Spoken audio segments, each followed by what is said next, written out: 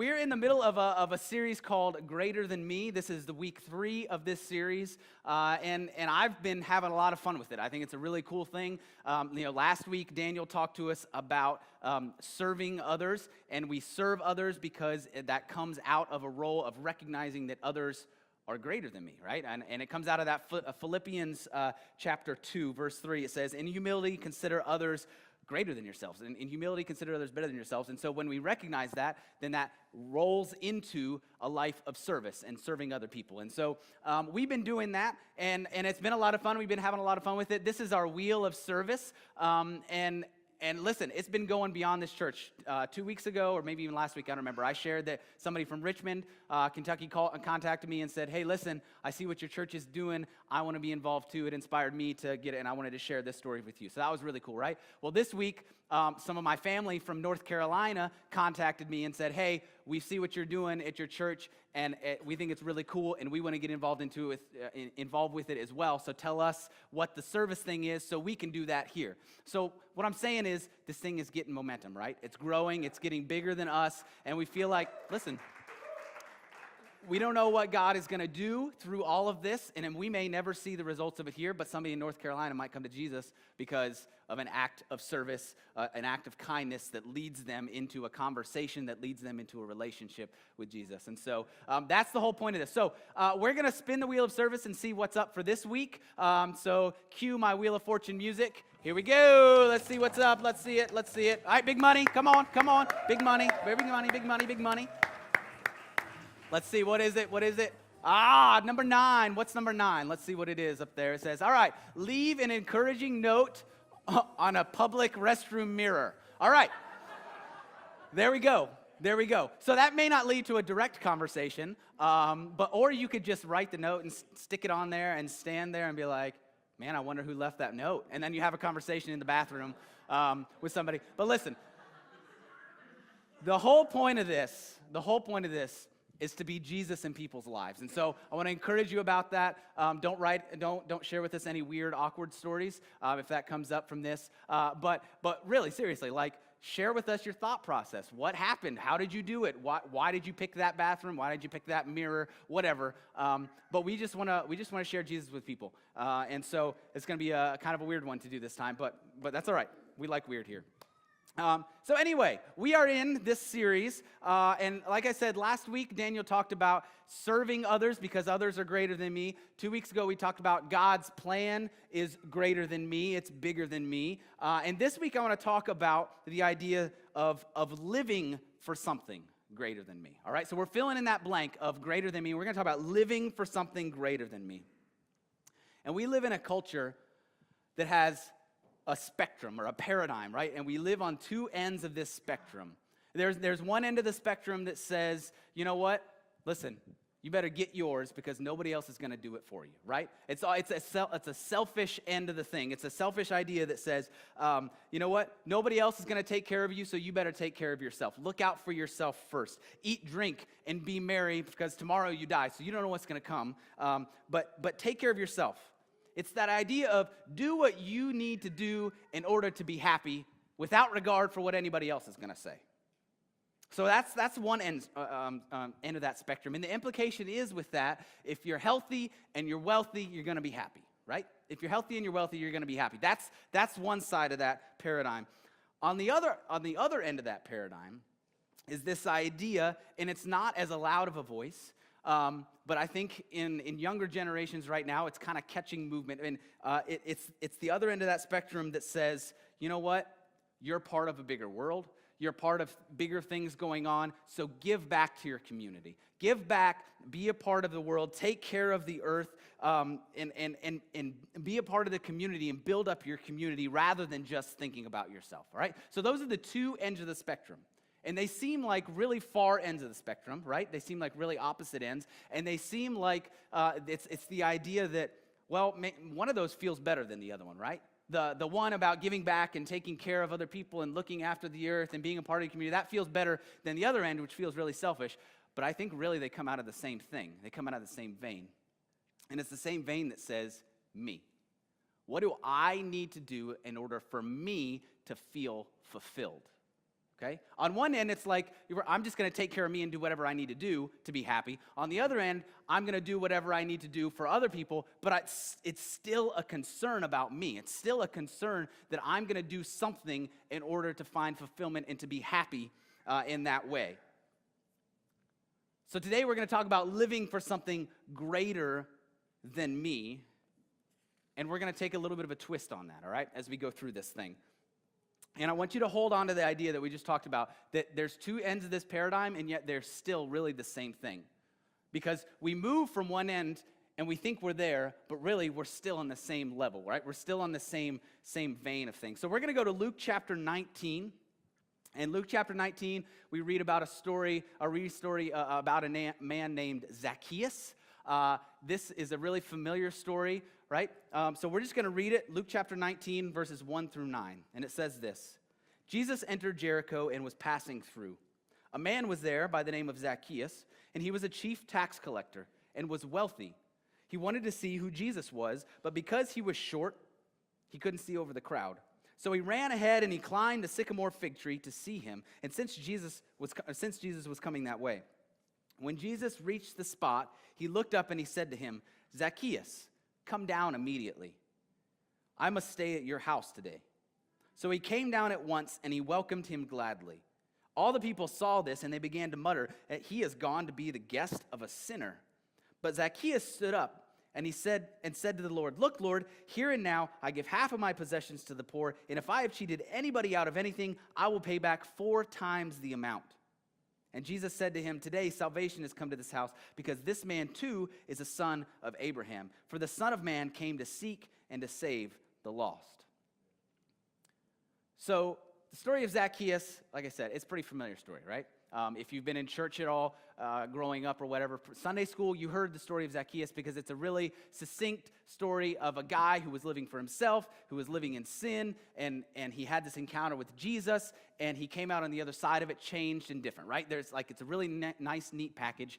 We have little songs about it, right? Zacchaeus was a wee little man was he. Daniel maybe should have preached this one last week. I don't know. I'm just saying, ouch. Ouch. Sorry. I love him. All right. Listen, that's not as bad as what they were talking about. They were talking about having Daniel wear the leprechaun stuff. See, I was kind. All right. I'm sorry. So Zacchaeus is I love you, Daniel. Okay. We're going to talk about that too. All right. So Zacchaeus is it's a really familiar story. And I think once we get into the details, and you've probably heard sermons on this before if you've been in church, that Zacchaeus is we dig into the details and we find out a little bit more about what's going on here, all right? And I think it just becomes even more rich. So we're going to do it again. So if you've heard all this stuff before, that's fine. Just bear with me. Maybe it'll be new and fresh in a different way today. But it says, the scripture says that Zacchaeus was the chief tax collector, all right? That tells us a lot. Right there, just that little statement. Zacchaeus was a chief tax collector. It tells us a lot. Number one, Zacchaeus, the name is a Hebrew name, okay? So this is a Jewish man. We know that. This is a Jewish man, and that's significant. He's not Greek, he's not Roman, he's Jewish. And it's significant because the scripture also says that he was a tax collector. Now, a tax collector collects taxes, right? I mean, that's pretty obvious. That's what the name would appear. But the taxes that were being collected in this situation are not a temple tax. They're not a Jewish tax. The taxes being collected are a Roman tax, okay? So you have a Jewish man collecting taxes for the Roman government. Now, that might not seem like that big of a deal for us, because I can be a Christian and I can work for the government of the United States, and that's not an issue, right? That's not a problem. We can do that. Or I can be a Christian and I can work for the government of I don't know, Spain, whatever. And it's not a problem, right? We can do the faith and the nationality thing. But you have to understand, for Zacchaeus, for the Hebrews, for the Jewish people, the fact that they were Jewish was that was also their nationality. So this was a Hebrew man. This was he belonged to the nation of Israel or Judah, whichever one you want to look at. But it was his nationality as well. And the fact that he is a tax collector for the Roman government means that he is collecting taxes for another nation, okay?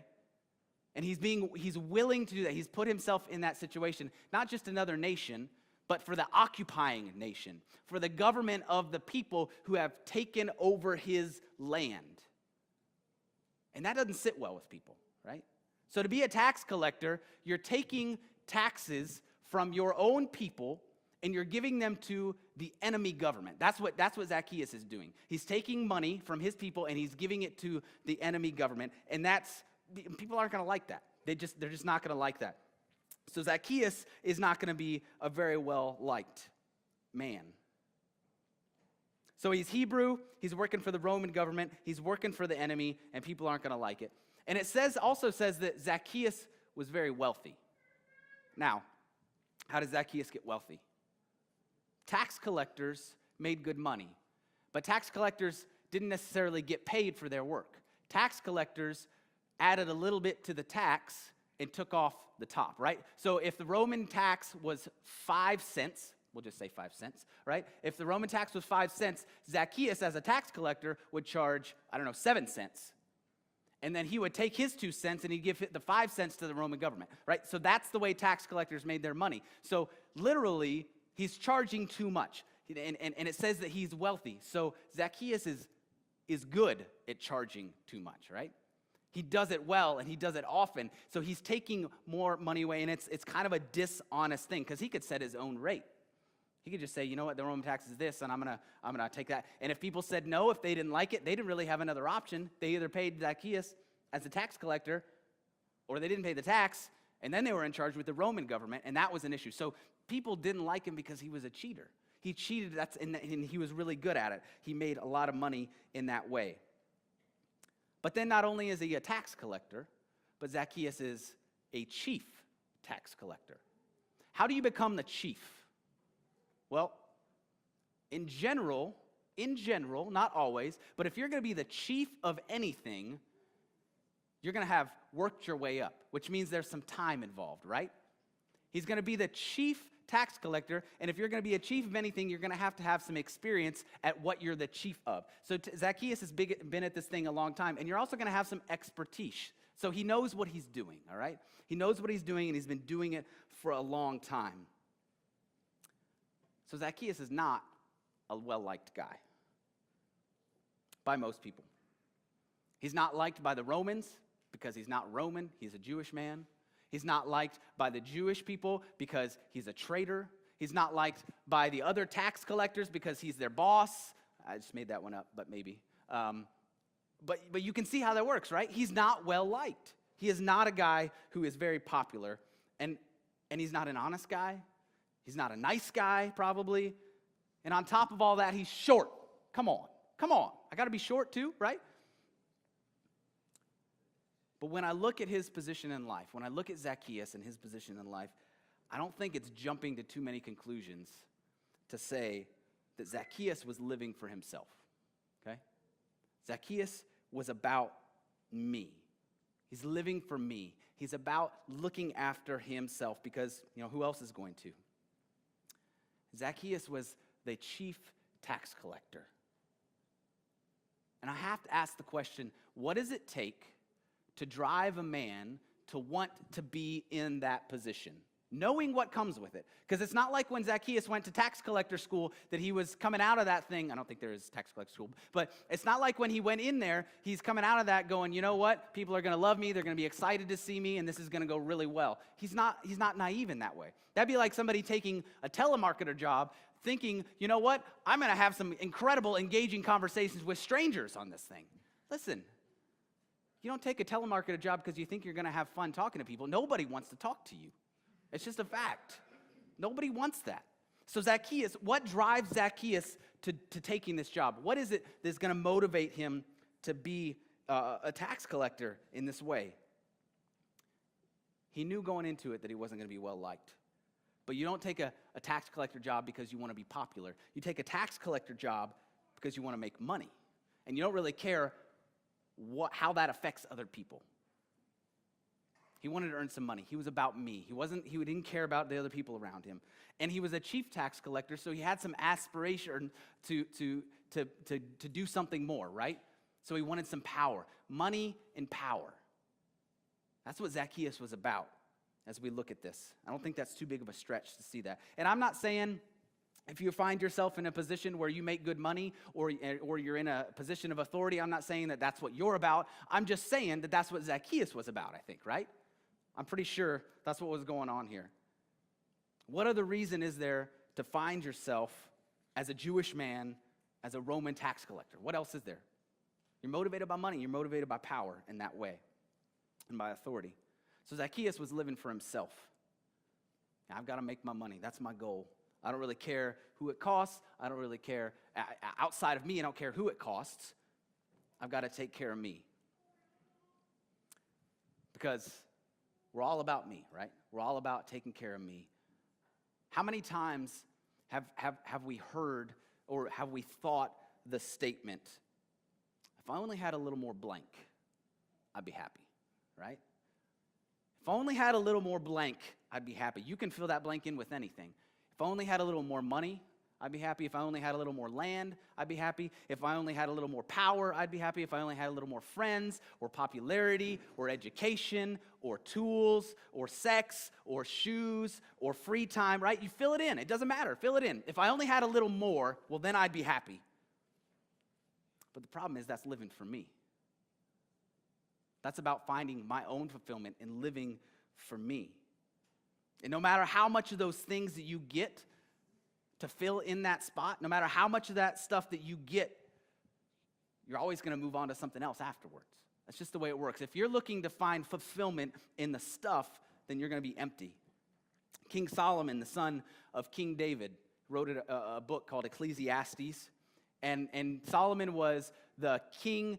He was David's son, and he ruled Jerusalem, he ruled Israel at its height of power, all right? And he says this in Ecclesiastes 2. He says, I undertook great projects. I built houses for myself, and I planted vineyards. I made gardens and parks, and I planted all kinds of fruit trees in them. I made reservoirs to water groves of flourishing trees. I bought male and female slaves and had other slaves who were born in my house. I also owned more herds and flocks than anyone in Jerusalem before me. I amassed silver and gold for myself, and I took the treasure of kings and provinces. I acquired male and female singers, and a harem as well, the delights of a man's heart. I became greater by far than anyone in Jerusalem before me. In all of this, my wisdom stayed with me. I denied myself nothing that my eyes desired. I refused my heart no pleasure. My heart took delight in all my labor, and this was the reward for my toil. Yet, when I surveyed all that my hands had done and what I had toiled to achieve, everything was meaningless. A chasing after the wind. Nothing was gained under the sun. This is a man who had absolutely everything. And he said, it was all meaningless. I had absolutely nothing. I had everything and yet nothing. When you focus on yourself, when you live for nothing but yourself, then you end up with nothing but yourself. You can have all the stuff in the world and yet nothing at the same time. Mark 8, Jesus is talking to some people and he says in verse 36, he says, "What good is it for somebody to gain the whole world and yet to forfeit their soul?" Zach was a guy who was living for himself. Zach was a guy who was focused on me. And he's going about his business. And then comes along this guy named Jesus. And it changed his world. And I think as I think about this story, Zacchaeus had heard about Jesus. If by no other means, he had heard about what Jesus had just done on the outside of the walls of Jericho, right? So this whole thing takes place in the city of Jericho. Jesus has walked up to the city of Jericho. There's a man out there who is blind, and he's calling out. He says, Jesus, have mercy on me. Jesus, son of David. Everybody else is telling him to be quiet. And Jesus walks over and he heals this man who has been blind from birth. And I think the ripples of that go through the city. I think the ripples of that go out from Jesus, and people start to hear about Jesus, and people start to say, who is this man? Who is this guy? Have you heard about this man? Jesus? Do you see what he did out there? Or Bartimaeus, that guy? He can see now. right? And so I think Zacchaeus had heard about Jesus, and I think something within him, and he may not have known what, but I think something within him stirred and said, I got to see this guy. I got to know who he is. I got to find out who this man is. And I think it's that thing that is in every single one of us. It's deep in there. We may not be able to put words to it, but it's something in there that says, you know what? We were made for something greater than me. We were made for something greater than me. And again, we may not understand that that's what we're looking for because we get it wrong all the time. We try to fill that spot with all kinds of stuff. But I believe that it's a longing that says, I want to live for something greater than me. I want my life to be about something that goes beyond my 3 square feet of space that I take up on this earth, that's going to make a difference for longer than the 75 years if I'm lucky that I get to live. I need to be a part of something greater than that. And that feeling so stirred Zacchaeus, and he so desperately wanted to see Jesus that he did whatever he needed to do in order to get a glimpse of this man. Even just a glimpse, if I can just see him. He did whatever he needed to do. See, Zach was short, remember? And he couldn't see Jesus in this crowd. So he did what was necessary. He picked up his robes. He ran to get ahead of Jesus. He climbed the tree just so he could see this man. Now listen, it doesn't seem like that big of a deal, but you got to remember that Zacchaeus was a man of position, and he was a man of power, and he was a man of money, right? He was a man of means. What kind of behavior is it for that kind of a guy to pick up your robe, and run ahead of the crowd and climb a tree? That's pretty ridiculous behavior for a man who has power, who has authority, who commands respect. Not necessarily that people liked giving him respect, but if you didn't respect him, then he could put you in a world of trouble, right? So this is a man who has power and he has authority and he has money, and yet he runs ahead and climbs a tree just to get a glimpse of this man named Jesus. Zacchaeus is fanboying, right? He's being a fanboy. He's running ahead. People of power and means do not care about other people. You don't see George Clooney kicking off his shoes to run and get in line to see if Brad Pitt's going to walk by. It just doesn't happen, right? People don't get excited about that. People of means, people of wealth, people of celebrity don't get excited about other people in the same way that some of us do. But with Zacchaeus, he had a need. He saw he was so desperate to see this man, Jesus, that he didn't care that other people thought he was foolish. He didn't care that other people didn't understand what he was doing. And he ran ahead and he climbed a tree just to get a glimpse of Jesus. And you got to understand, he wasn't looking for a relationship with Jesus. It says he just wanted to see him. He wasn't looking, he didn't expect Jesus to talk to him. I doubt he even expected Jesus to know him. He wasn't planning on following Jesus. He just wanted to see Jesus. He just wanted a glimpse of this guy because there was something deep inside of him that said, I am made for more than just living for myself. I'm made for more. He was desperate. We do crazy stuff when we get desperate, don't we? I was trying to rack my brain, what's a story in my life when I have been desperate and I didn't care what other people thought, I didn't care what laws I broke, I didn't care what was gonna happen to me. I was just so desperate that I needed to do this thing. And the only thing that I could come up with was when my wife was pregnant with our 3rd child, Noah. And Noah was turned breech, so he was laying sideways like this, right? And we went to the hospital on December 25th, and they, because she was having contractions and stuff, and they said, nothing's happening, go home. So they sent us home and we were living in Richmond at the time, and a hospital was Lexington. And in the back of my mind, I'm going, you know what? This kid is breech, and that's not healthy for a child to be born breech. It causes lots of problems. It can cause death if it leads to that, right? And in my mind, I know that my wife, I have the picture in my mind of my wife with our first child who was not conscious, and I didn't know if she was coming back. And I'm thinking, why are you sending us home? And yet, on the 26th, it came, the contraction started, and I was desperate.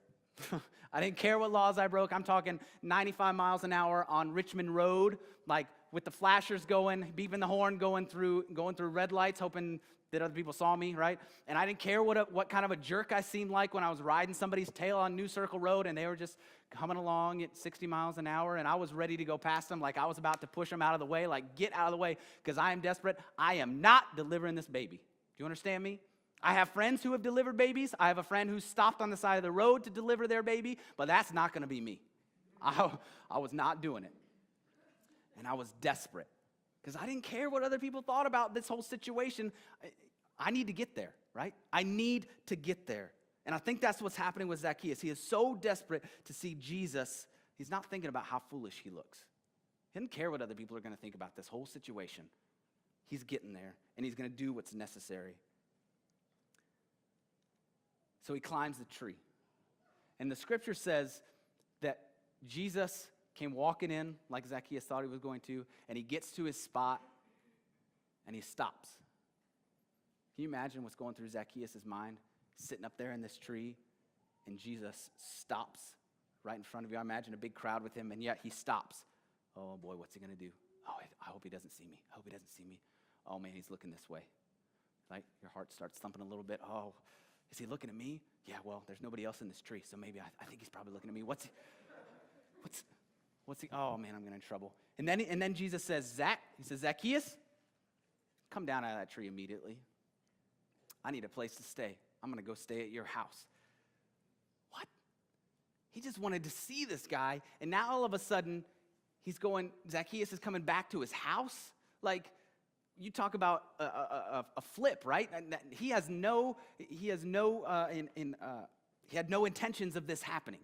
He didn't know what was going to happen, and so all of a sudden he's like, "Well, all right, let's go back to my house." Zacchaeus didn't expect it, but Jesus' words, he says, "Come down immediately." And I hear that word, "come down immediately," and I think he's saying, Zacchaeus, don't waste another minute of your life up in that tree. Zacchaeus, don't waste another minute of your life living for you. I want a relationship with you. Come on, Zacchaeus, let's go back to your house and let's talk. See, we were made for something greater than me.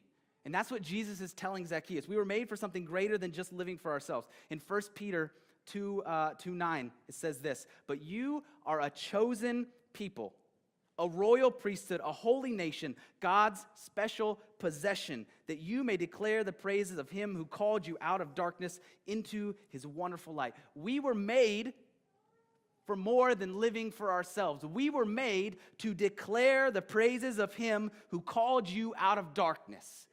We were made for more. That is what we are made for. John 1, verse 11, it says this, "He came to that which was his own, but his own did not receive him. Yet to all who did receive him, to those who believed in his name, he gave the right to become children of God."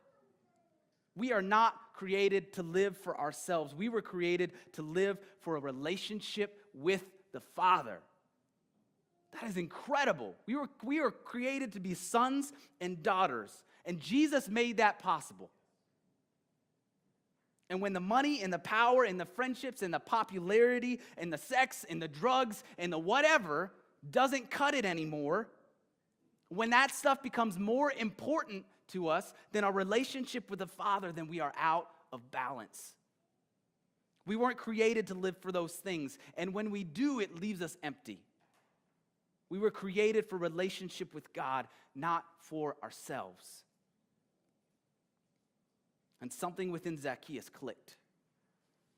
And he came down out of that tree. And he went to his house with Jesus. And I believe in that time, he realized how much this is what he needed.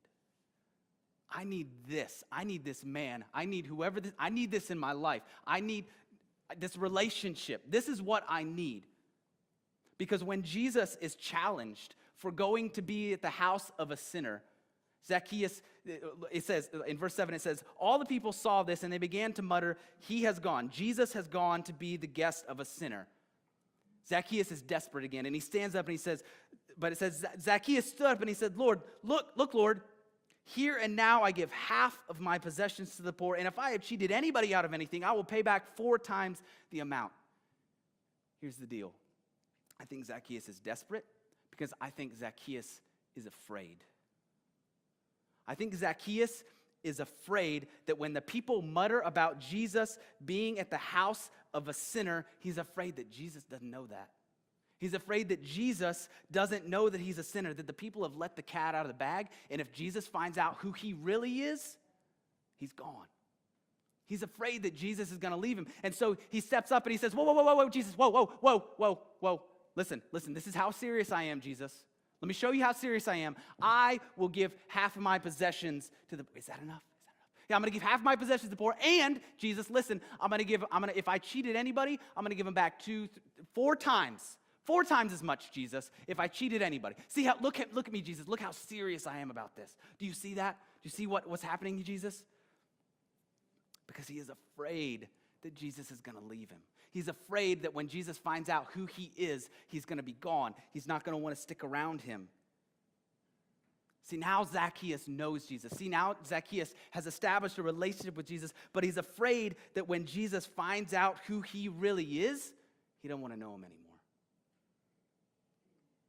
Now that Zacchaeus has finally found this thing. Now that he's finally found this thing that's going to bring him, or that brings him life, he's afraid he's going to lose it when Jesus finds out who he really is. He knows that living for himself is never going to do it. He knows that he was created for more than power and for money, and he's afraid that when Jesus finds out that that's what he has been living for, or that's what he does live for, or he finds out that he's gone back to his old ways, that Jesus is going to leave him. So he throws up his hands, and he throws up this to-do list, and he says, no, Jesus. Listen, I'm going to do all this stuff. And listen, Jesus, I promise you this time. Jesus, I promise you that I'm going to do it. I promise. I'm never the same. I promise, Jesus. I promise. But we do that too, don't we? We do that too. Jesus, I'm sorry. I'll never do it again. Jesus, I will never go back that way. I will never do it. If you forgive me, Jesus, one more time, just one more time, I will never go back. I'm never going to go back to that. And we do it again. And then we say, Jesus, I know I said last time that I would never do it again, but this time I really mean it. This time I'm really serious. Look how serious I am. This time I'm going to do this instead. I'm going to do more, Jesus. And we get that cycle. I promise and we break it. I promise and we break it. I promise and we break it. Because we're afraid that when Jesus finds out who we are. But here's the deal. We're afraid that Jesus is depending on us to be right in order for him to love us. That's what we're afraid he's going to leave when we're not right. We're afraid. And so we make all these promises. But listen, that has never, ever, ever been the case. That has never been the case. Jesus says, he looks up at Zacchaeus and he says, listen, don't waste another minute in that tree. You were made for something greater than this, Zacchaeus. You were made for a relationship with me. But what we hear is not, don't waste another minute, you were made for a relationship with me. What we hear is, you better get your butt out of that tree. I don't ever want to catch you up there again, Zacchaeus. Do you see the difference? Jesus just wants a relationship with Zacchaeus. It's not that he wants him to continue in what he was doing, but he wants a relationship with Jesus, or he wants a relationship with Zacchaeus. And Zacchaeus is worried about the punishment that's going to come, and the punishment is that he's going to leave him. And so we get caught in this because of what we hear. We get caught in this, I promise I'll never go back. Jesus, I promise I'll never go back. I promise I'll never do that. Listen, I'm telling you, we were created for more than living for just ourselves. We were created for a relationship with Jesus. That is why we were created. We were created for a relationship with God. And what happens is, we go from, I'm going to live for myself and I'm going to do what I want that's going to make me happy. We go to the other end of the spectrum because we've had a relationship with Jesus, and we think, well, now I got to do this and I got to do that and I got to give back and I got to be a part of the community and I got to build up and I got to do all this stuff. We go from one end of the spectrum, except that it's still about me. It's still about me finding fulfillment, and it's still about me of being afraid that Jesus is going to leave me if I don't do all this stuff, or he's going to leave me if I do this other stuff that I shouldn't be doing. And And so we take it from one end of the spectrum to the other, and we forget, listen, it's about a relationship. It's not about what you're doing or what you're not doing. It's about a relationship with Jesus. And so we have this statement about living for something greater than me. And I think maybe we should change it to living out of something greater than me. Because if we have that statement of living for something greater than me, then we're still trying to fulfill a need. We're still trying to fulfill our own emptiness in that way. And so we try Jesus, and Jesus, I will follow you. If Jesus is going to bring me fulfillment, if Jesus is going to bring me fulfillment, then I'll follow him. If he's going to give me what I need, then I will follow him. There are people all through the scripture that followed Jesus, physically followed him around because he would give them what they needed. There's a time when he fed 5,000 people, and he got up in the morning and left before they were awake, and they chased him down to the other side of the lake and said, hey, Jesus, why'd you go? Where'd you go? And he said, listen, you're just following me because I gave you bread, because you found fulfillment in the bread that I gave you yesterday. You're not interested in me. You're not interested in who I am and wanting a relationship with me. You're just interested in what I can do for you. And that's selfish. That still misses the point. And we do the same thing. We can say we're living for something greater than me and follow Jesus, but the only reason we're following Jesus is because we're still wanting what he gives me.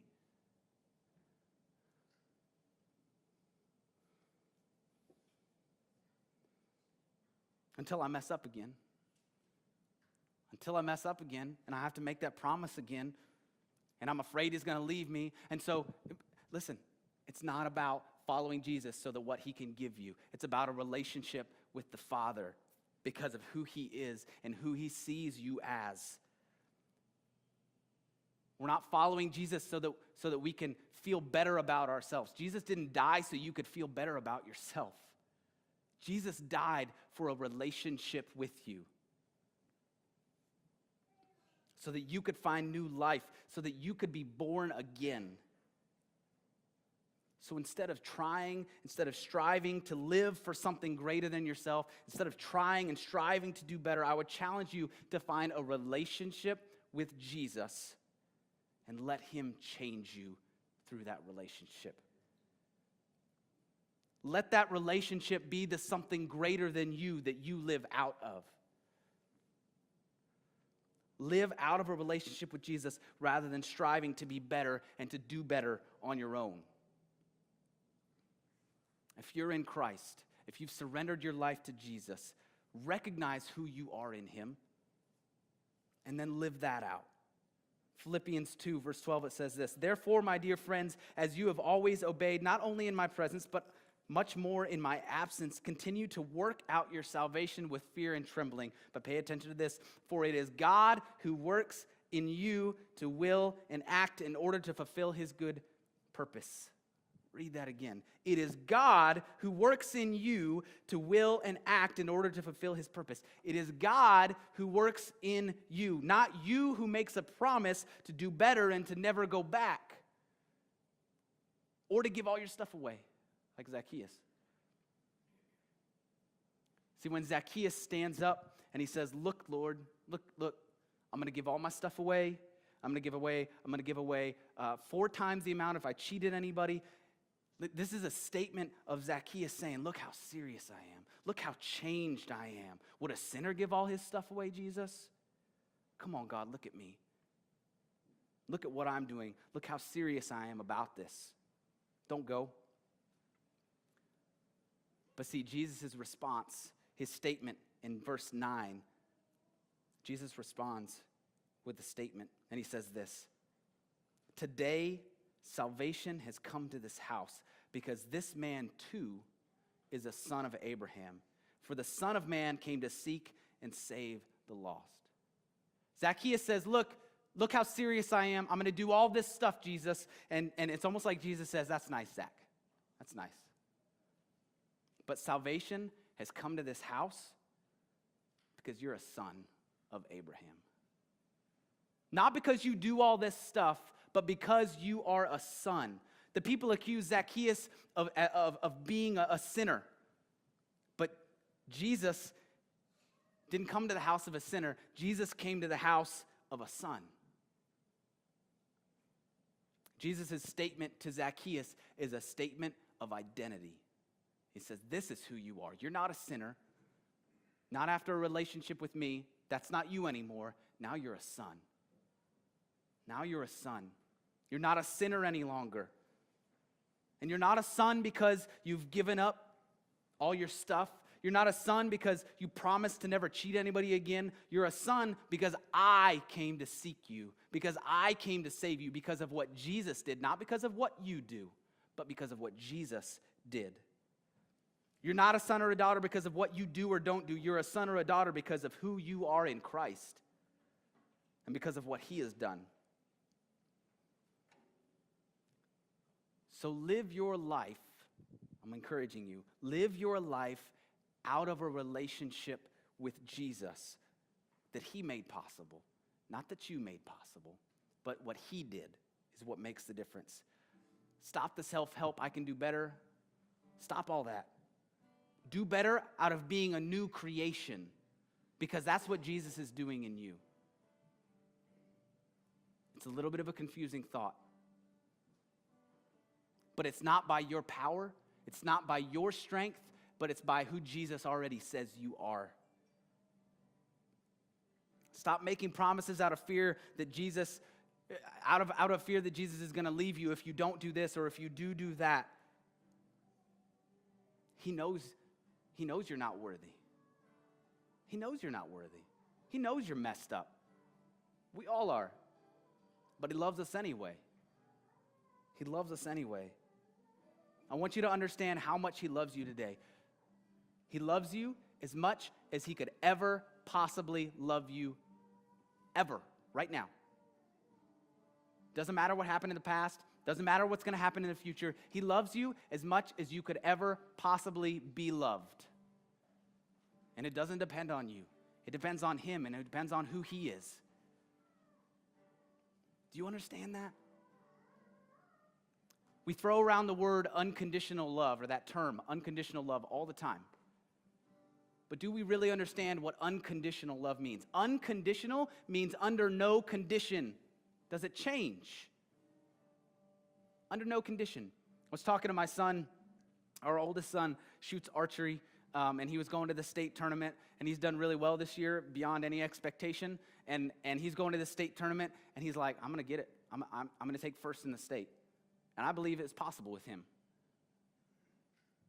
And I said, all right, well, what's your goal? What do you want to shoot today?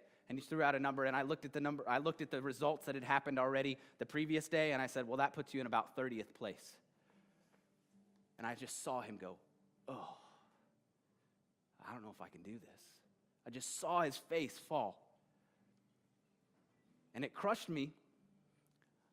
But I went to him and I said, listen, I want you to know that nothing you do today is going to change how I feel about you. It's not going to make me more proud if you get first in the state. It's not going to make me less proud if you fail to hit the target at all today. It doesn't matter what you do today. I love you as much as I could ever possibly love you. And I'm as proud of you as I could ever possibly be proud of you. That's how I feel about you. That's how the Father feels about us. That's how God feels about us. If I can feel that way in all my earthly sin and my earthly failure, if I can feel that way about my son, how much more does Jesus feel that way about us? Isn't that incredible? But it starts with a relationship. It starts with a relationship. If you have never given Jesus your life, if you have never surrendered your life to Jesus in relationship, this morning's the morning. Come down out of that tree. Why waste another minute living for yourself? Live out of something greater. Live out of the relationship that you can have with the Father, the creator of the universe. And we get to have that relationship with him. Why waste another minute?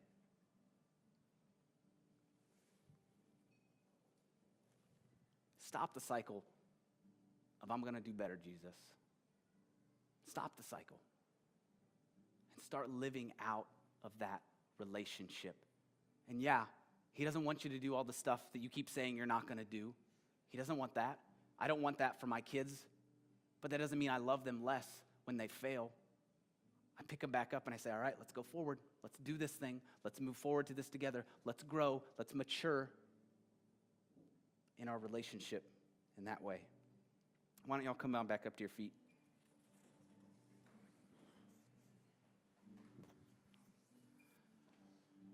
There's people in the back. We do this every Sunday. There's people in the back who want to pray with you, who want to pray over you. If you've never surrendered your life to Jesus, today's the day. Go talk to somebody about it. They want to lead you in that process. If you feel like, you know what, I've got a relationship with Jesus, but I've been living in that broken cycle of I'm never going to do that again. Oh, I messed up. Oh, I'm never going to do that again. Oh, I messed up. Go talk to somebody. We want to pray with you in that. We want to help you overcome that living based on the condition of your heart, because God is the one who says who you are, and you are a son or a daughter if you have a relationship with him. And there's nothing that the enemy can do to take that away. We sang that song, I belong to him. There's nothing that can happen that's going to take that away. So go talk to somebody back there. If you want to get baptized this morning, if you want to make that confession public, go talk to Jeremy back there. And listen, we're going to go into another couple of songs of worship. And I want you to think about how the Father loves you. We're going to sing Good, Good Father next. Think about how the Father loves you. How much does he care about you to have sent his one and only Son just so he could have a relationship with you? He's God. He doesn't need that, but he wants it. He wants a relationship with you. Go back there and talk to somebody if you want to pray with somebody about that this morning. Let's just go back into worship. Hey, this is Pastor Justin from Capital Vineyard Community Church in Frankfort, Kentucky. Thanks for listening to our weekly message. If you'd like to learn more about our church, you can visit us at capitalvineyard.org or on social media at @capvineyard. Thanks for listening, and God bless.